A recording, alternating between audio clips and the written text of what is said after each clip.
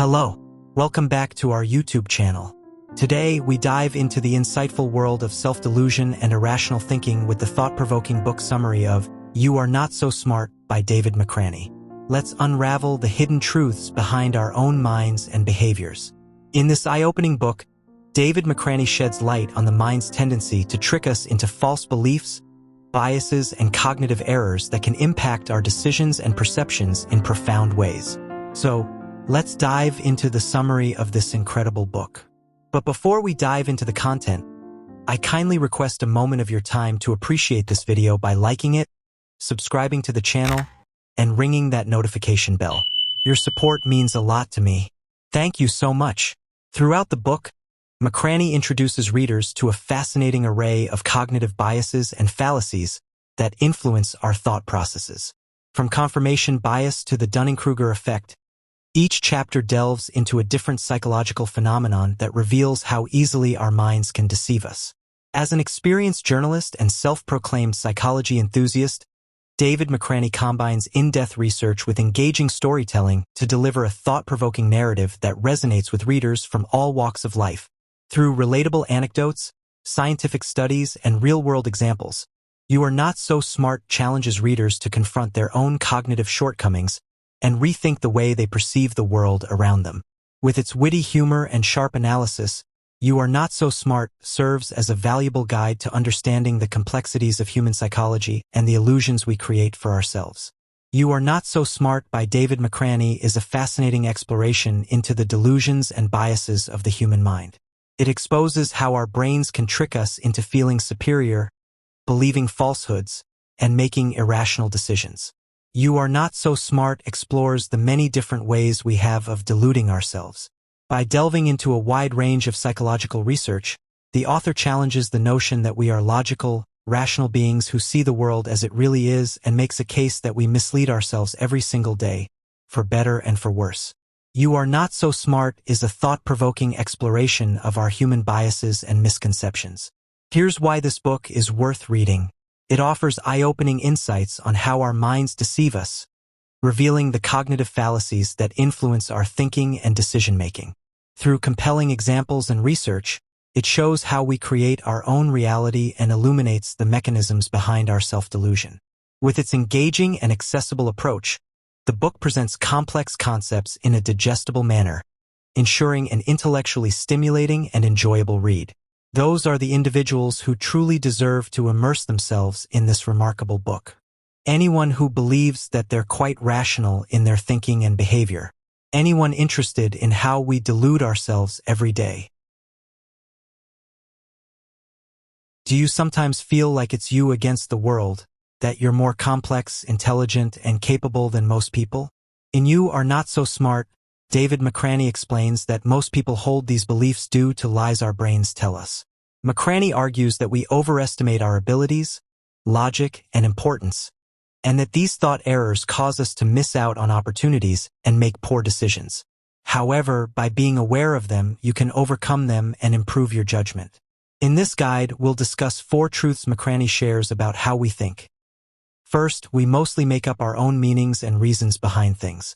Second, our brain's default functions, like memory, aren't very reliable. Third, our moral compass is weak. Finally, we overestimate our abilities while underestimating others. In each section, we'll explain why we fail to grasp these truths, the negative consequences, and how to overcome faulty thinking. Our commentary explores some psychological theories that underlie McRaney's truths and alternative methods to manage and overcome thought errors.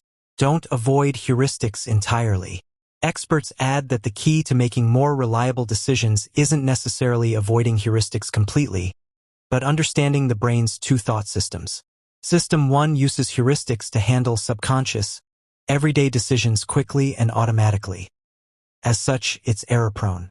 System 2 uses slow, conscious, effortful thought to solve complex problems and make more reliable decisions. While McRaney's suggestion seems to emphasize System 2, this won't necessarily produce the best decisions. Instead, experts recommend using a combination of System 1 and 2 thinking. Listen to your instinctive judgments, heuristic decisions based on System 1, but evaluate them using System 2 thinking. For example, you're told to make a last-minute speech at an event. Your System 1 thinking tells you to leave immediately to avoid it because you're unprepared. However, you can make better decisions while still avoiding the speech by incorporating your System 2 thinking. Instead of running away, you can do something more rational like ask someone to fill in for you. Inaccurate memories. McRaney explains that our memories are often inaccurate because they're slightly different each time we recall them. This psychological phenomenon, called the misinformation effect, occurs because, rather than existing in an unchanging state in our mind, memories are reconstructed from scratch each time we recall them. This means that we might forget or alter certain aspects each time we recall a memory as we're influenced by new experiences and knowledge. For example, you're rehashing last week's meeting with a coworker, and they mention that the boss looked annoyed. You didn't notice this, but since your coworker mentioned it, it becomes part of your memory. This thought error suggests that your testimonies and those of others aren't always reliable. As a result, you may inadvertently believe or spread misinformation. To overcome this, McRaney suggests using your knowledge of this error to be more skeptical about your memories and to more critically analyze them for inaccuracies and inconsistencies. The dangers of the misinformation effect. McRaney explains that the misinformation effect occurs when our memories change slightly over time due to the introduction of new information.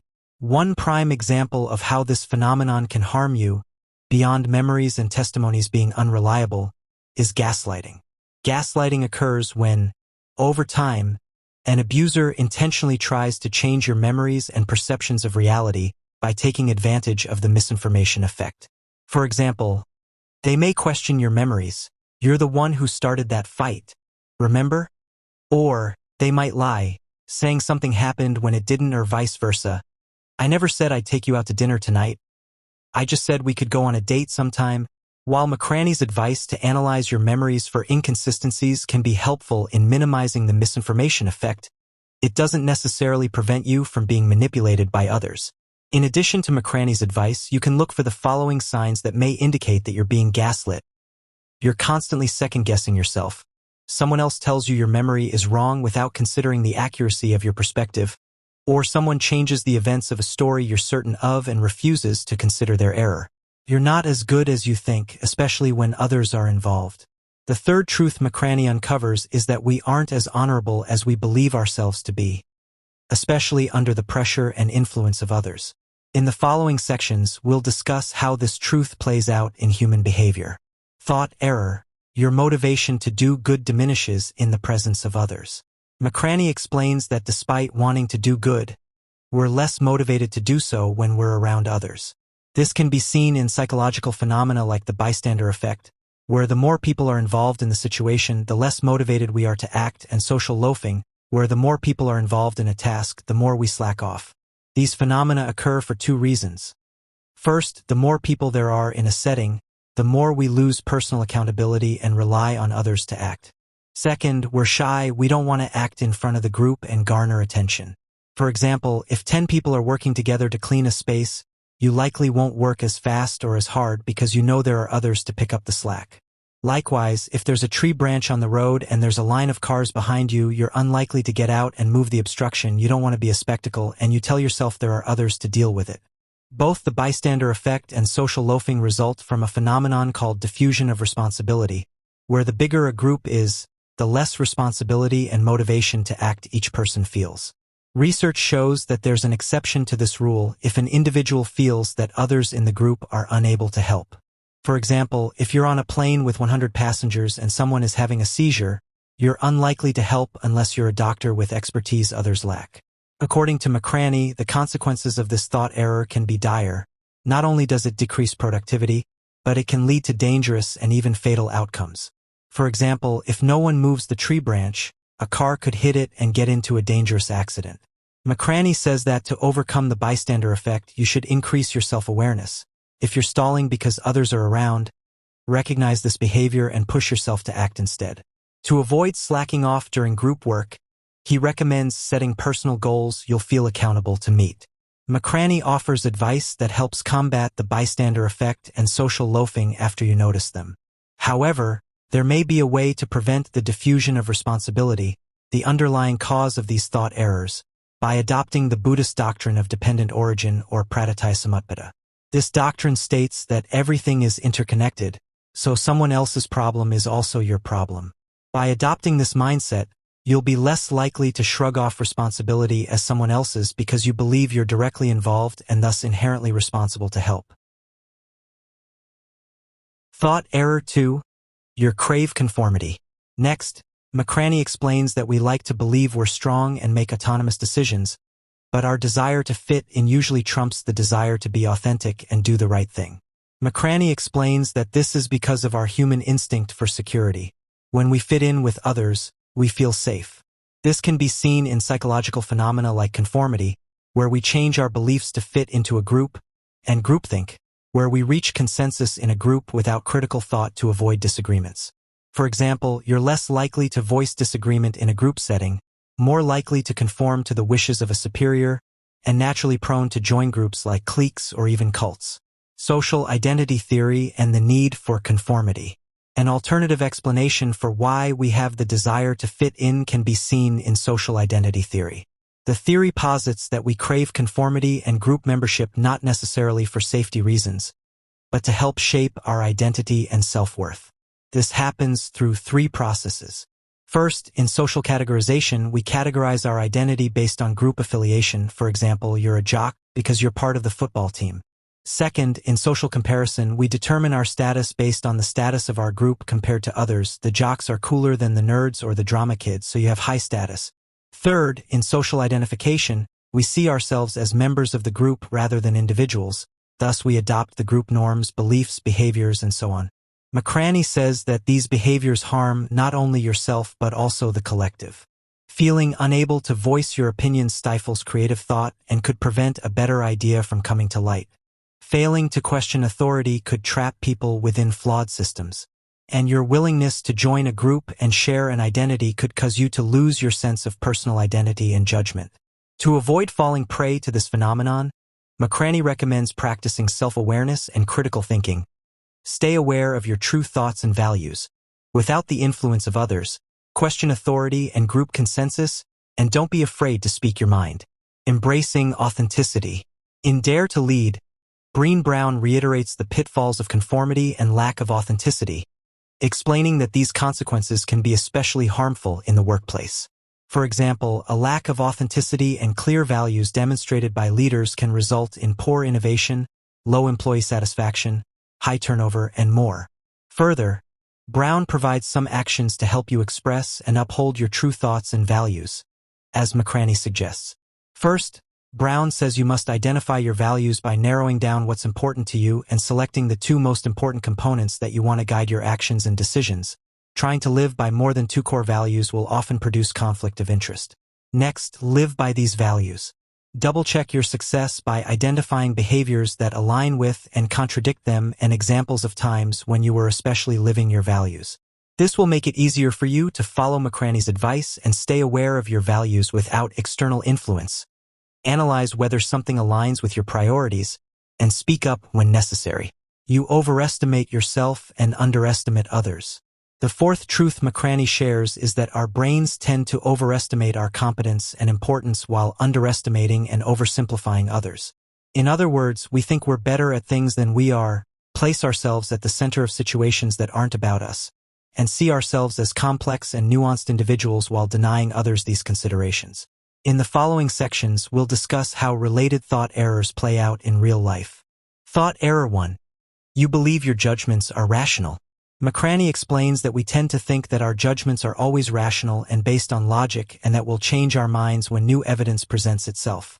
However, we tend to form beliefs without much critical thought and cling to those beliefs without ever questioning their validity. This can be seen in psychological phenomena like confirmation bias, where we seek out and interpret new information to support our beliefs, and brand loyalty, where we remain loyal to certain brands out of familiarity rather than practicality. For example, you notice the commercial saying your preferred brand has the cleanest water, but ignore the article about how it has an acidic pH that's bad for you. Further, you continue buying this brand even when there are cheaper options, not because it's better, but because you have an emotional attachment to it, especially if you've spent a significant amount of money on it.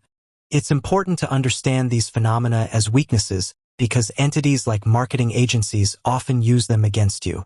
Brands often utilize confirmation bias to get you attached to their product and brand loyalty to keep you attached. For example, some brands use stereotypes in their ads that will make you think they're higher quality than they are. A shampoo that says, "Made in Morocco," seems better than one made in the US because we think foreign products are fancier. This takes advantage of confirmation bias. Then, once you're loyal to the brand based on its perceived high quality, they can lower the quality and increase the price so that you're paying more and they're paying less. This phenomenon is detrimental because it can lead you to defend invalid points, get into silly arguments, and maintain unproductive habits and beliefs. For example, you could save hundreds of dollars a year by getting store-brand water instead of your preferred brand.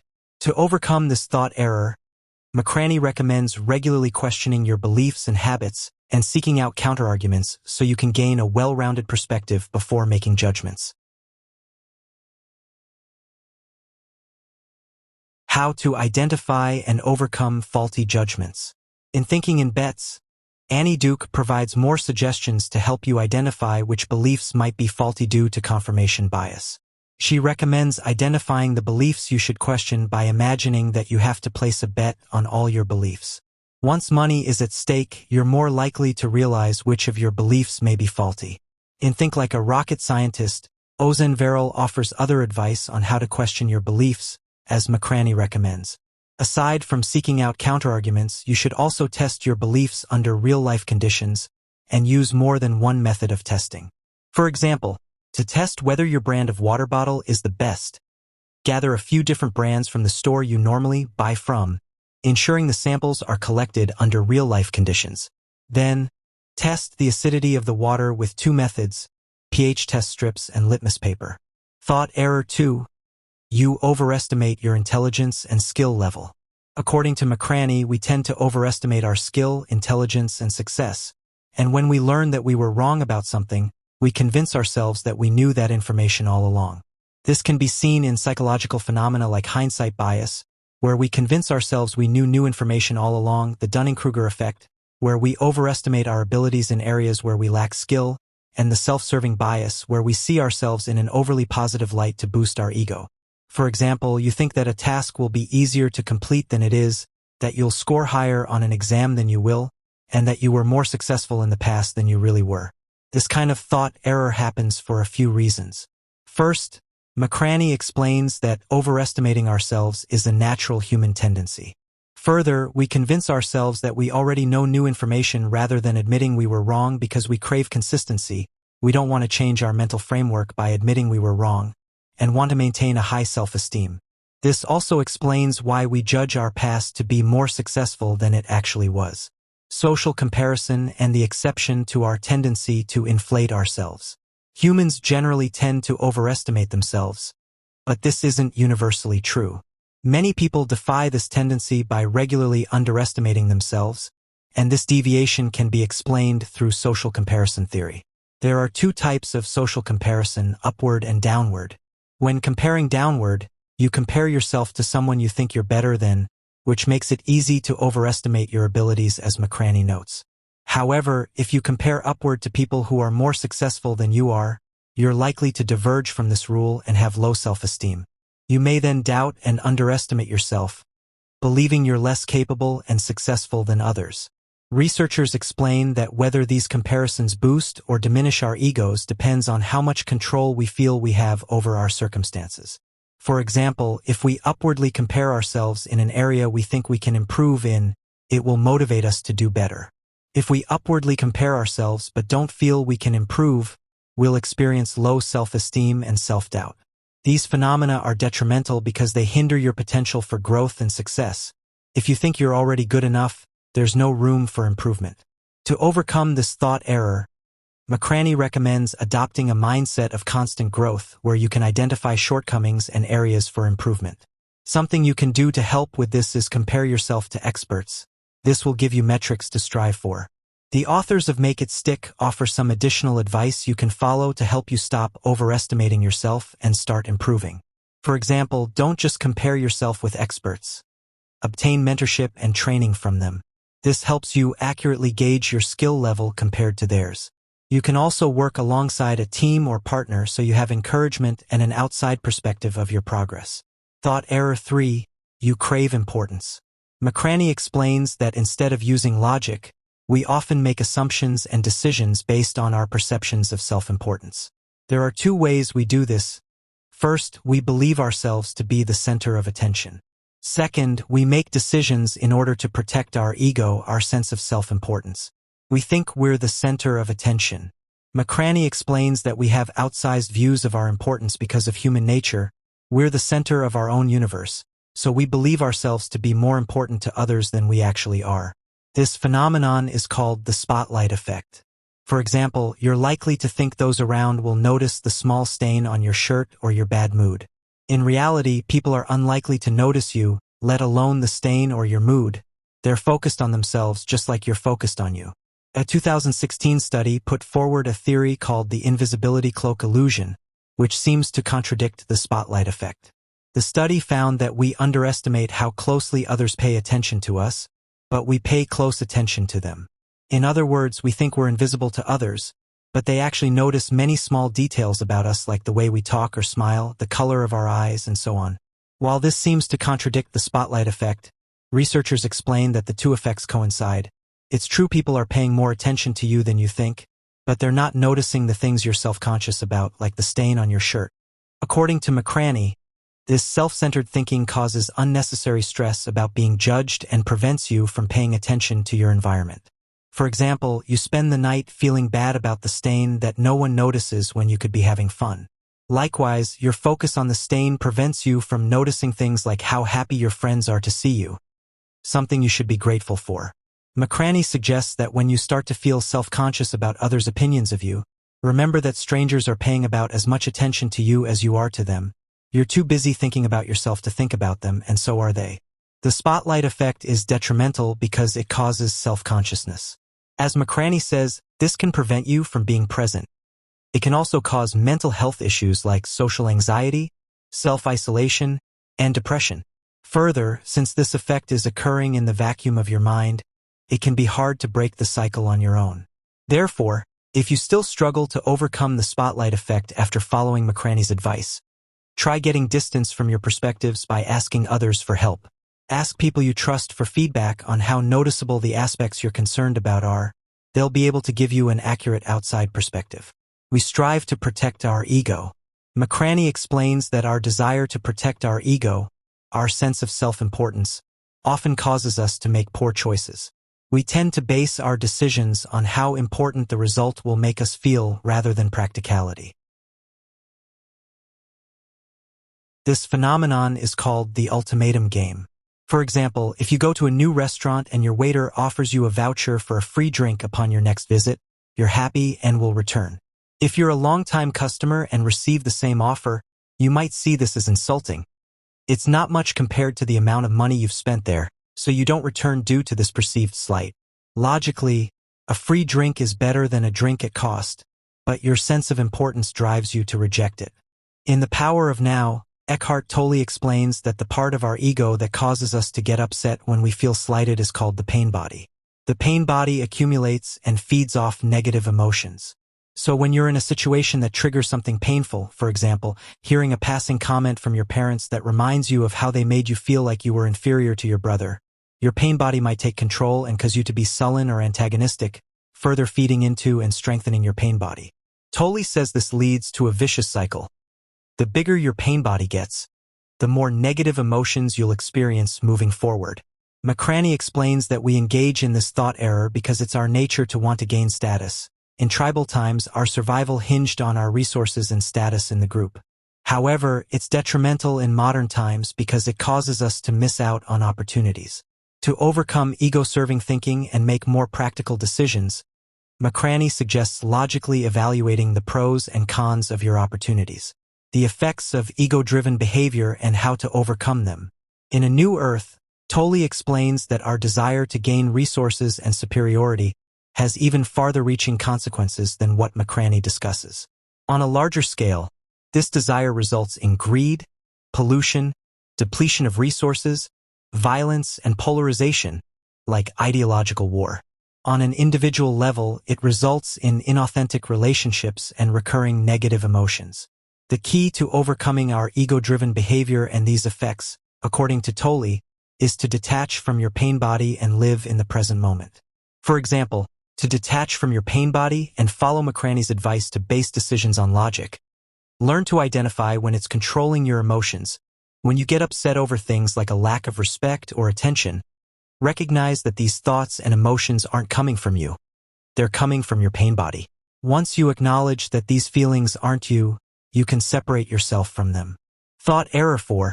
You doubt others unfairly. Finally, McRaney explains that despite overestimating ourselves, we underestimate others. This can be seen in psychological phenomena like the third-person effect, where we see others as more gullible than us, the representativeness heuristic, where we make generalizations and character judgments based on simple facts we know about a person, and the fundamental attribution error, where we believe that a person's actions fundamentally reflect their character, although we tend to make excuses for our own actions that preserve our character.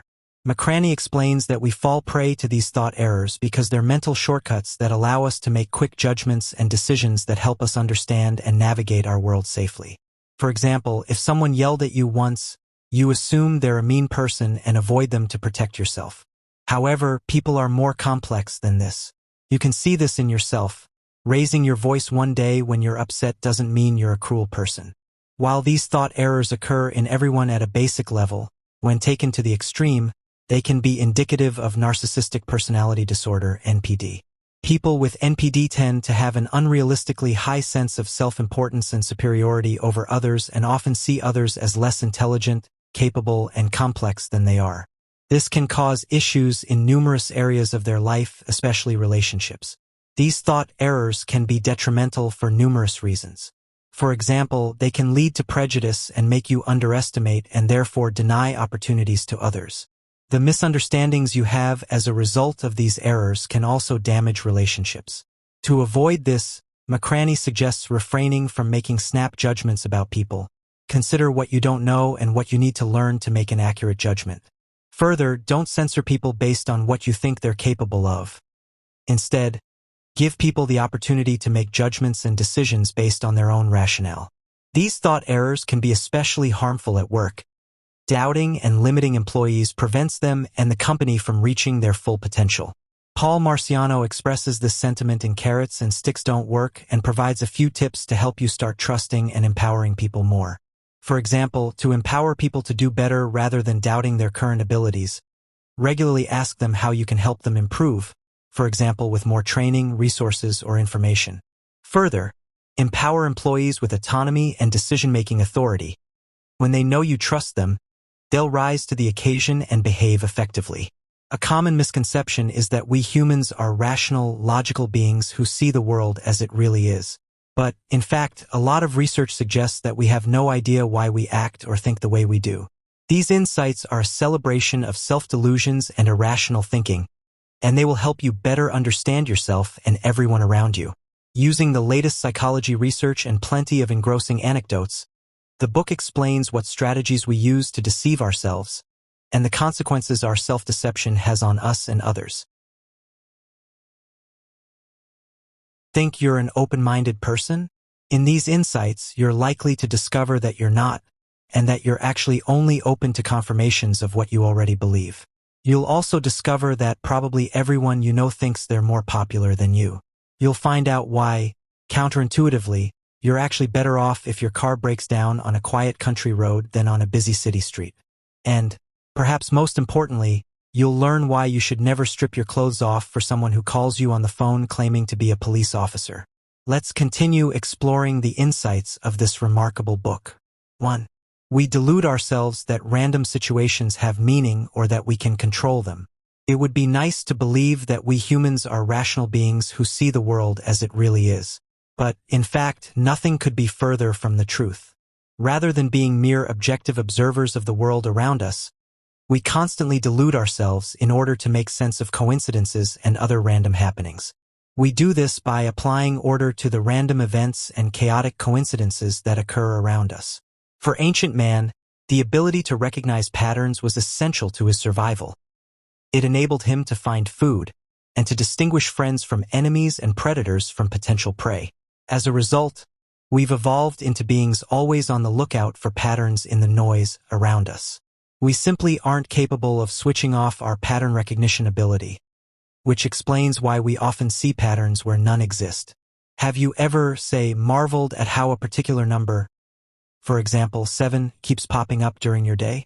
Or what if you find out that your blind date's mother shares a name with your mother? Does this make you think, even briefly, that you're meant for each other? The fact is, the number 7 is as common as all other numbers, and countless other mothers share your mother's name. They're merely coincidences, but we see what we want to see, and we want to see meaning. What's more, we not only find meaning in random situations, but we also trick ourselves into believing we can control them. For example, although the numbers that come up when a die is rolled are completely random, studies have shown that the more powerful a person feels, the more they believe they can predict the next roll of the die. Also, research indicates that most people engage in at least some magical thinking, like crossing our fingers when we wish for something particular to happen. Here, too, we believe we can control the uncontrollable. 2. Without realizing it, we often make up stories to explain our decisions and feelings. Do you have a favorite song or movie? Think about it for a moment and try to explain why you like it so much. Even though it's difficult to do, odds are you still came up with some kind of explanation. 3. We seek confirmation for our beliefs and ignore whatever might challenge them. There's a good chance that most of us think our opinions have developed over years of rational analysis. But, in fact, our opinions are not objective or rational at all, because we only pay attention to information that confirms what we already believe. In short, we're confirmation biased. For we go to great lengths and use different strategies to maintain our self-esteem. Without our self-esteem, having confidence in ourselves and getting through the day would be extremely difficult. For that reason, we tend to nurture it every chance we get. One strategy we employ to maintain the resilience of our self-esteem is to accept sole credit for our successes and blame external factors for our failures. Research has shown that this is the case in a variety of situations, ranging from board games to final exams. 5. Our unconscious mind is a powerful force, yet we are unaware of its effect on us. For most of us, the unconscious mind is a strange and primal aspect of the human experience, essential to things like breathing, swallowing, and blinking. But there's actually a lot more to it. Indeed, our unconscious mind affects us constantly. It receives input from our surroundings all the time and causes us to think and behave in certain ways. 6. We think we're more capable, more special, and more attention-grabbing than we really are. At some point, most of us have thought of ourselves as especially skilled at something, or as particularly special people. In fact, we tend to see ourselves as more special and more skilled than we actually are. As research has repeatedly shown, if we succeed in achieving something, we'll tell everyone, but if we fail, we do our best to forget it. And when we compare our accomplishments and skills with those of others, we have a tendency to highlight the positive and downplay the negative. 7. We aren't as helpful or fair to the people around us as we think.